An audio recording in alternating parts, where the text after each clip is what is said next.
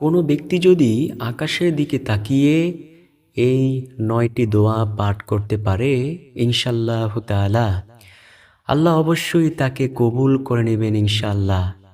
নবীজি সাল্লাল্লাহু আলাইহি ওয়াসাল্লাম বলেন, দোয়ার মাধ্যমে বান্দাবান্দির ভাগ্য আল্লাহ তাআলা পরিবর্তন করে দেয়।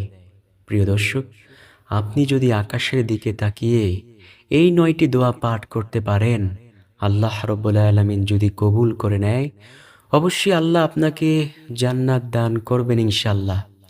জান্নাত হলো মুমিনের জন্য সবচেয়ে বড়, সবচেয়ে দামি একটি নিয়ামত। কারণ যদি কোনো ব্যক্তি জান্নাতে যায়, তার আর কোনো দুঃখ থাকবে না। আর যদি কেউ জাহান্নামে চলে যায়, তার দুঃখের কোনো শেষ থাকবে না। প্রিয় দর্শক, সুখ চাইলে পরকালে অবশ্যই এই ৯টি দোয়া আকাশের দিকে তাকিয়ে পাঠ করবেন ইনশাআল্লাহ।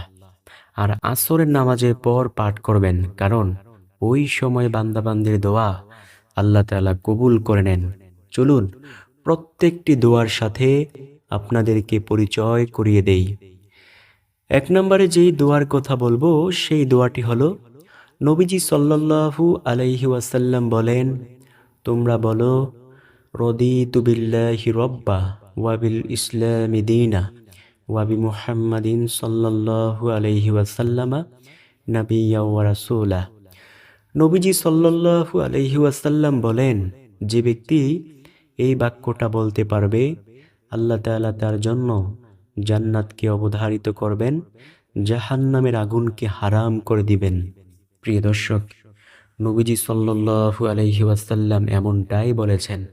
তাই আপনি যদি জান্নাতি হতে চান, তাহলে বেশি বেশি পরিমাণে পাঠ করুন, রদিতু বিল্লাহি রব্বা ওয়া বিল ইসলামি দীনা ওয়া বি মুহাম্মাদিন সাল্লাল্লাহু আলাইহি ওয়াসাল্লামা নাবিয়্যা ওয়া রাসূলা। নবীজি সাল্লাল্লাহু আলাইহি ওয়াসাল্লাম এমনটাই বলেছেন প্রিয় দর্শক হাদিসের মধ্যে। তাই আমরা আসরের নামাজের পর আকাশের দিকে তাকিয়ে প্রথম নাম্বার দোয়া বলবো, রদিতু বিল্লাহি রব্বা ওয়া বিল ইসলামি দীনা ওয়া বি মুহাম্মাদিন সাল্লাল্লাহু আলাইহি ওয়াসাল্লামা নাবিয়্যা ওয়া রাসূলা। এর অর্থ হলো, আমি আল্লাহ তাআলাকে রব হিসেবে, ইসলামকে ধর্ম হিসেবে, নবী মুহাম্মদুর রাসূলুল্লাহ সাল্লাল্লাহু আলাইহি ওয়াসাল্লামকে নবী ও রাসূল হিসেবে পেয়ে সন্তুষ্ট। আল্লাহ বলেন, এই কথা যে বলতে পারবে, তার জন্য আমি জান্নাতকে অবধারিত করে দেব। সুবহানাল্লাহ। ২ নম্বর যেই দোয়া, সেই দোয়াটি হলো, নবীজি সাল্লাল্লাহু আলাইহি ওয়াসাল্লাম বলেন, তোমরা বলিও, রব্বানা যালামনা আনফুসানা ওয়া ইল্লাম তাগফির লানা ওয়া তারহামনা লানাকুনান্না মিনাল খাসিরিন। নবীজি সাল্লাল্লাহু আলাইহি ওয়াসাল্লাম বলেছেন, যদি কোনো ব্যক্তি ইস্তেগফার সম্পর্কিত দোয়া পাঠ করে, ইস্তেগফার করে, আল্লাহ তার গুনাহগুলো ক্ষমা করতে থাকেন। আল্লাহ তাআলা তাকে নেককার সুসন্তান দিয়ে সাহায্য করেন এবং গায়বী খাজানা থেকে রিজিকের ব্যবস্থা করে দেন। প্রিয় দর্শক, আল্লাহ তাআলার কাছে রিজিকের কোনো অভাব নেই। আমরা চাইতে পারি না, এজন্য আল্লাহ আমাদেরকে দেন না।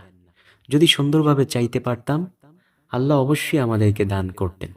কিন্তু আমরা তো চাইতে পারি না, তো আল্লাহ কিভাবে দিবে?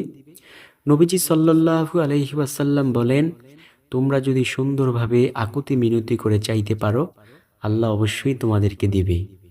যেমনি ভাবে চেয়েছিলেন নবীজি সাল্লাল্লাহু আলাইহি ওয়াসাল্লাম আল্লাহর কাছে, যেমনি ভাবে চেয়েছিলেন সাহাবে কেরাম রাদিয়াল্লাহু তাআলা আনহু আল্লাহ তাআলার কাছে। দুনিয়ার মানুষের কাছে মানুষ চাইলে কত আকুতি মিনতি করে, কান্না করে করে চায়। একজন ভিক্ষুক যখন ঘরের দরজায় আসে, কত সুন্দরভাবে সে কান্না করে করে চায়। ওই আল্লাহ তাআলা কি আমাদের মহান মালিক না? আল্লাহ তাআলা কি আমাদেরকে সৃষ্টি করেন নাই? অবশ্যই সৃষ্টি করেছেন। তো সেই সৃষ্টিকর্তার কাছে আমরা ভালোভাবে চাইব, এটা আমাদেরকে কে বাধা দেয়? অবশ্যই অভিশপ্ত ইবলিস আমাদেরকে বাধা দেয়। আমরা বেশি বেশি পরিমাণে আকাশের দিকে তাকিয়ে পাঠ করব, রব্বানা যালামনা আনফুসানা ওয়া ইল্লাম তাগফির লানা ওয়া তারহামনা লানাকুনান্না মিনাল খাসিরিন।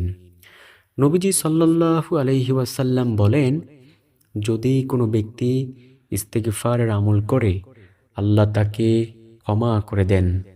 যুগে যুগে বহু বড় বড় পাপীকে আল্লাহ তাআলা ক্ষমা করেছেন। তেমনি একজন পাপী ব্যক্তি ছিল নবী মূসা আলাইহিস সালামের জামানায়। একজন পাপিষ্ঠ জিনাকার ব্যক্তি ছিল। নবী মূসা আলাইহিস সালামের জামানায় এমন অনাবৃষ্টি দেখা দিল যে একেবারে অনাবৃষ্টির মধ্যে পড়ে মানুষের ফসলাদি শস্য সম্পদ যা কিছু আছে সব কিছু ধ্বংস হয়ে যাচ্ছে। তো সবাই মিলে নবী মূসার কাছে আইসা বলল, নবী মূসা, আপনি তো আল্লাহ তাআলার সাথে কথা বলেন, আপনি একটু আল্লাহ তাআলাকে বললেন তো, যাতে আল্লাহ তাআলা বৃষ্টি দান করেন আমাদের এই বনী ইসরাইল গোত্রে। নবী মূসা বললেন, ঠিক আছে, আমি আল্লাহ তাআলার কাছে বলবো যাতে আল্লাহ এই বনী ইসরাইল গোত্রের মধ্যে বৃষ্টি দান করেন। নবী মূসা আলাইহিস সালাম সবাইকে সাথে লইয়া তিনি চলে গেলেন একটি খোলা ময়দানে। খোলা ময়দানে সমবেত হইয়া আল্লাহ তাআলার কাছে বলতে লাগলেন, আল্লাহ, আপনি এই ময়দানে বৃষ্টি দান করুন। আজ কতদিন যাবৎ বৃষ্টি হচ্ছে না, বৃষ্টির কারণে মানুষ একেবারে অনেক ক্ষতিগ্রস্ত হচ্ছে। আল্লাহ, আপনি বৃষ্টি দান করুন।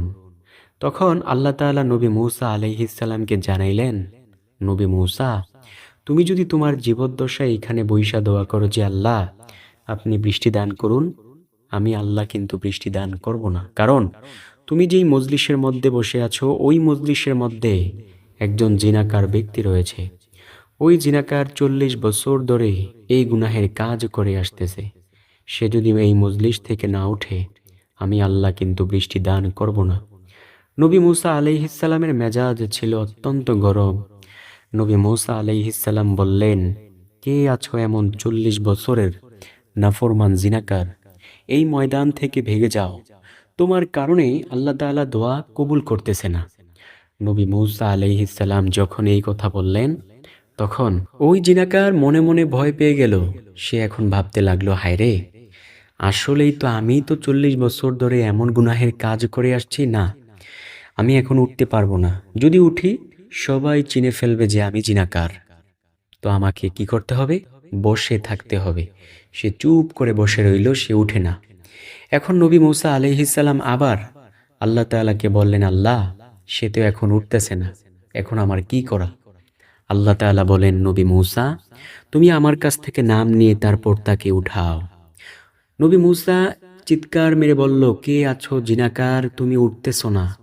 যদি তুমি না উঠো, আমি আল্লাহ তাআলার কাছ থেকে তোমার নাম আইনা সবার সামনে তোমাকে লাঞ্ছিত অপমানিত করব।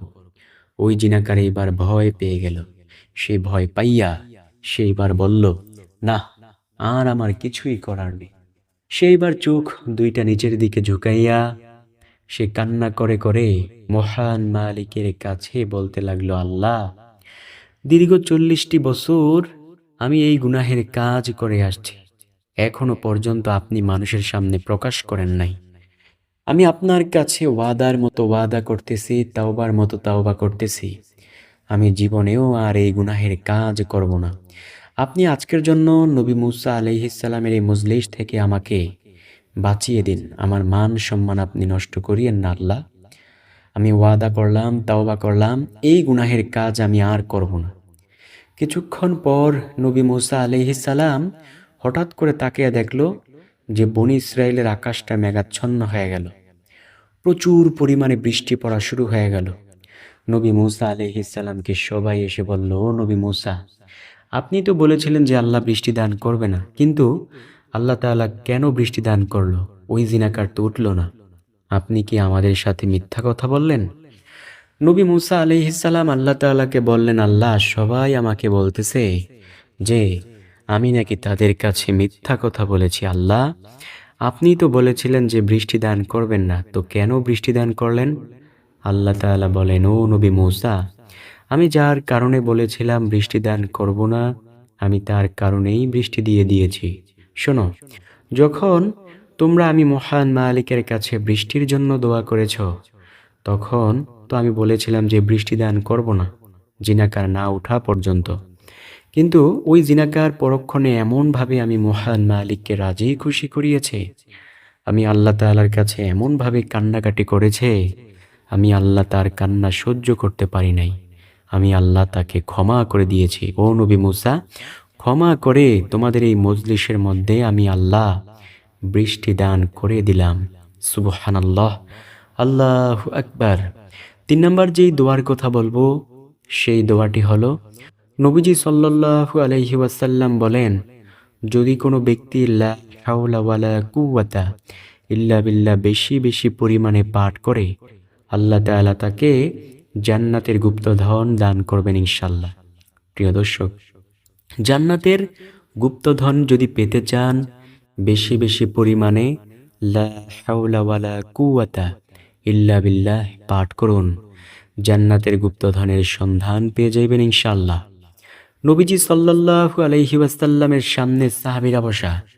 নবীজি বললেন, সাহাবীরা, আমি কি তোমাদেরকে এমন একটি আমলের সাথে পরিচয় করিয়ে দেব, যে আমল যদি তোমরা করতে পারো, আল্লাহ রাব্বুল আলামিন তোমাদেরকে জান্নাতের গুপ্তধনের সন্ধান দিয়ে দিবেন। সাহাবীরা তো ছিল আমলের জন্য অনেক বেশি পাগল। সাহাবীরা বলল, ইয়া রাসূলুল্লাহ, বলুন কোন সেই আমল? নবীজি সাল্লাল্লাহু আলাইহি ওয়াসাল্লাম বলেন, যদি কোনো ব্যক্তি লা হাওলা ওয়ালা কুওয়াতা ইল্লা বিল্লাহ বেশি বেশি পরিমাণে পাঠ করে, আল্লাহ রাব্বুল আলামিন তাকে জান্নাতের গুপ্তধনের সন্ধান দিয়ে দিবেন ইনশাআল্লাহ।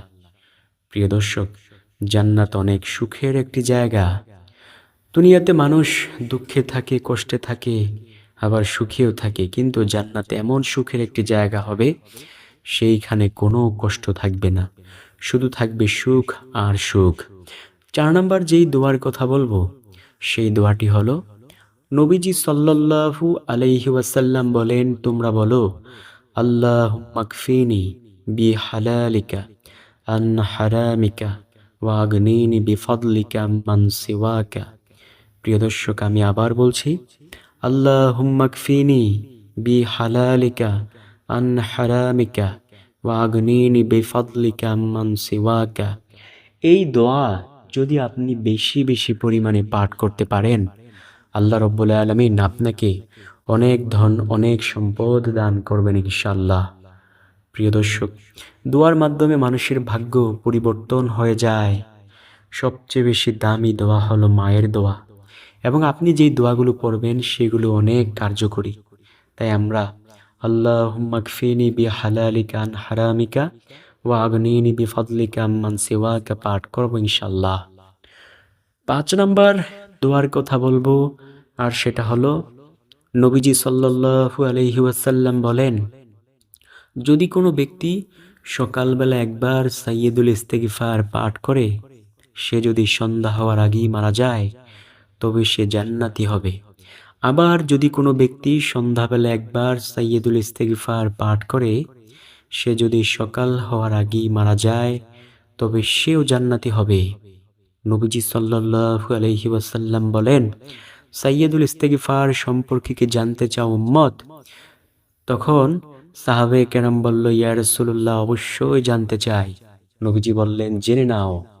সাইয়্যিদুল ইস্তিগফার হলো, আল্লাহুম্মা আনতা রাব্বি লা ইলাহা ইল্লা আনতা খলাকতানি ওয়া আনা আবদুকা ওয়া আনা আলা আহদিকা ওয়া ওয়াদিকা মাস্তাতাতু আউযু বিকা মিন শাররি মা সানাতু আবউ লাকা বিনি'মাতিকা আলাইয়া ওয়া আবউ বিযামবি ফাগফিরলি ফাইন্নাহু লা ইয়াগফিরুয যুনুবা ইল্লা আনতা। নবীজি সাল্লাল্লাহু আলাইহি ওয়াসাল্লাম বলেন, যে ব্যক্তি সাইয়্যিদুল ইস্তিগফার পাঠ করবে, আল্লাহ রাব্বুল আলামিন তাকে জান্নাত দান করবেন। যদি কোনো ব্যক্তি সকালবেলা একবার সাইয়্যিদুল ইস্তিগফার পড়ে, সে যদি সন্ধ্যা হওয়ার আগেই মারা যায়, তবে সে জান্নাতি হবে। আবার কোনো ব্যক্তি যদি সন্ধ্যাবেলা একবার সাইয়্যিদুল ইস্তিগফার পাঠ করে, সে যদি সকাল হওয়ার আগেই মারা যায়, তবে সেও জান্নাতি হবে। সুবহানাল্লাহ, আল্লাহু আকবার। প্রিয় দর্শক, সাইয়্যিদুল ইস্তিগফার অবশ্যই আমরা বেশি বেশি পরিমাণে পাঠ করব ইনশাআল্লাহ, ইনশাআল্লাহ। ওই যে নবীজি বলেছেন, যে ব্যক্তি বেশি বেশি ইস্তিগফার করে, আল্লাহ তাকে ধন সম্পদ দিয়ে সাহায্য করেন, নেককার স্ত্রী, নেককার সন্তান দিয়ে সাহায্য করেন, গায়বী খাজানা থেকে তাকে রিজিকের ব্যবস্থা করে দেন। সুবহানাল্লাহ, আল্লাহু আকবার। গায়বী খাজানার রিজিক কোনটা সেটা আপনি জানতে চান? চলুন একটি সত্য ঘটনা আপনার সাথে শেয়ার করি। আমাদের মসজিদের একজন ইমাম সাহেব পূর্বে ছিল। তো তিনি একদিন আমাকে বলতেছে, ভাইজান, আমি অনেক দূরে একটা জায়গায় একটা মসজিদে ছিলাম। তো এই মসজিদের মধ্যে আমি সকালবেলা মক্তব পড়াইতেছি। তো এমন সময় আমাকে বাড়ি থেকে কল দিল যে আজকে বাড়ির মধ্যে কোনো বাজার সদাই কিছু নেই, আপনি যদি কিছু নিয়ে আসেন তাহলে রান্না করতে পারবো, না হলে পারবো না, মাছ নিয়ে যেতে হবে। তো ওই ইমাম সাহেব বলতেছে, তো আমি চিন্তায় পড়ে গেলাম যে আমার পকেটে তো কোনো টাকা নেই, তো আমি কোন জায়গা থেকে মাছ নিব? তো আমি আল্লাহ তাআলার কাছে বলতে লাগলাম, আল্লাহ আপনি একটা ব্যবস্থা করে দেন। তো কিছুক্ষণ পর হঠাৎ করে আমি বাইরের দিকে চোখ দিয়ে তাকিয়ে দেখলাম একটা বড় রুই মাছ আকাশ থেকে মনে হয় পড়লো আমার মসজিদের সামনে। তো আমি দৌড়ে গেলাম, যাইয়া দেখলাম যে আসলে একটা রুই মাছ আকাশ থেকে পড়েছে মসজিদের সামনে, কিন্তু সেটা আকাশ থেকে পড়ে নাই। একটা বড় চিল পাখি সেই রুই মাছটাকে পায়ে করে নিয়ে যাইতেছিল, কিন্তু সে ওজনের কারণে সেটা আর নিতে পারে নাই, মাটিতে পড়ে গেছে। তো পাশে ছিল দোকান। তো দোকানওয়ালা ভাইজানরা সবাই আসলো, আইসা বলল, যেহেতু এটা মসজিদের সামনে পড়েছে এই মাছটা, তাইলে ইমাম সাহেব আজকে আপনি এই রুই মাছটা আপনার বাড়ি নিয়ে চলে যান। প্রিয় দর্শক, এইরকম সত্য ঘটনাগুলো শুনলে চোখের পানি ধরে রাখা যায় না। এগুলোই হলো গায়বী রিজিক, এগুলোই হলো গায়বী রিজিক প্রিয় দর্শক। কারণ আপনি জানেন না যে আপনি এই জিনিসটা আজকে পাবেন। আপনি বুঝতে পারছেন? ইমাম সাহেব আল্লাহ তাআলার কাছে বলেছে, আল্লাহ তুমি আমাকে একটা ব্যবস্থা করো। আল্লাহ তাআলা এইভাবে পাখির মাধ্যমে তাকে রুই মাছের ব্যবস্থা করে দিয়েছেন। সুবহানাল্লাহ। 6 নম্বর যেই দোয়ার কথা বলবো সেই দোয়াটি হলো, নবীজি সাল্লাল্লাহু আলাইহি ওয়াসাল্লাম বলেন, তোমরা প্রত্যেক ফরজ নামাজ শেষে পাঠ করবে, আল্লাহুম্মা আনতাস সালাম ওয়া মিনকাস সালাম, তাবারাকতা রব্বানা ওয়া তাআলাইতা ইয়া জাল জালালি ওয়াল ইকরাম। নবীজি সাল্লাল্লাহু আলাইহি ওয়াসাল্লাম এমনটাই বলেছেন প্রিয় দর্শক। 7 নম্বর যে দোয়ার কথা বলবো, নবীজি বলেন, প্রত্যেক ফরজ নামাজ শেষে 3 বার আস্তাগফিরুল্লাহ পাঠ করিও। নবীকে যদি কেউ অনুকরণ করতে পারে, আল্লাহ তাআলা তাকে অনেক বেশি সওয়াব দান করবেন। নবীজি বলেন, যে ব্যক্তি আমার একটি সুন্নতি আমলকে মৃত্যু পর্যন্ত আঁকড়িয়ে ধরবে, আল্লাহ তাআলা তাকে এমন সওয়াব দান করেন যে যুদ্ধের ময়দানে শহীদ হওয়া 100 শহীদের সমান সওয়াব আল্লাহ তার আমলনামায় দান করেন। সুবহানাল্লাহ, আল্লাহু আকবার। প্রিয় দর্শক, আল্লাহ তাআলার কাছে কোনো কিছুর অভাব নেই, আমরা চাইতে জানি না, এজন্য পাই না। 8 নাম্বার যেই দোয়ার কথা বলবো সেই দোয়াটি হলো, নবীজি সাল্লাল্লাহু আলাইহি ওয়াসাল্লাম বলেন, তোমরা প্রতিদিন কমপক্ষে 100 বার বলিও সুবহানাল্লাহি ওয়া বিহামদিহি। শোনো, যদি কোনো ব্যক্তি প্রতিদিন 100 বার এই বাক্য বলতে পারে, আল্লাহ রাব্বুল আলামিন তার গুনাহগুলোকে ক্ষমা করে দিবেন, যদিও সেই গুনাহের পরিমাণ সমুদ্রের ফেনা রাশির সমতুল্য হয়। এছাড়াও যদি কোনো ব্যক্তি এই বাক্য প্রতিদিন 100 বার বলে, আল্লাহ রাব্বুল আলামিন তাকে এমন সওয়াব দান করবেন যে হাশরের মাঠে তার আমলের চেয়ে কারো আমল বেশি হবে না, এবং মিজানের পাল্লায় তার আমলগুলো অনেক বেশি ভারী হবে। সর্বশেষ নাম্বার যেই দোয়ার কথা বলবো সেই দোয়াটি হলো, নবীজি সাল্লাল্লাহু আলাইহি ওয়াসাল্লাম বলেন, যদি কোনো ব্যক্তি মুনাজাতের মধ্যে 3 বার ইয়া আরহামার রাহিমিন বলে দোয়া করে, আল্লাহ সেই মুনাজাতকে খালি হাতে ফিরিয়ে দেন না। প্রিয় দর্শক, আশা করব এই ভিডিওটি আপনাদের কাছে ভালো লাগবে। এই 9টি দোয়া ও আমল বেশি বেশি পরিমাণে করে আল্লাহ তাআলার কাছে হিদায়াত কামনা করব। আকাশের দিকে তাকিয়ে তাকিয়ে চোখ 2টা বন্ধ করে একটু করুণ সুরে আল্লাহ তাআলার কাছে বলবো, আল্লাহ এই দোয়ার উসিলায় তুমি আমাকে হিদায়াত দান করো। যদি হিদায়াতের জিন্দেগি লইয়া কবরে যাইতে পারি, পরকালে অবশ্যই আছে আমাদের জন্য সেই শান্তির জান্নাত, এবং সেই জান্নাতের প্রথম নাম্বার নিয়ামত হলো আল্লাহ তাআলার দিদার। সুবহানাল্লাহ, আল্লাহু আকবার।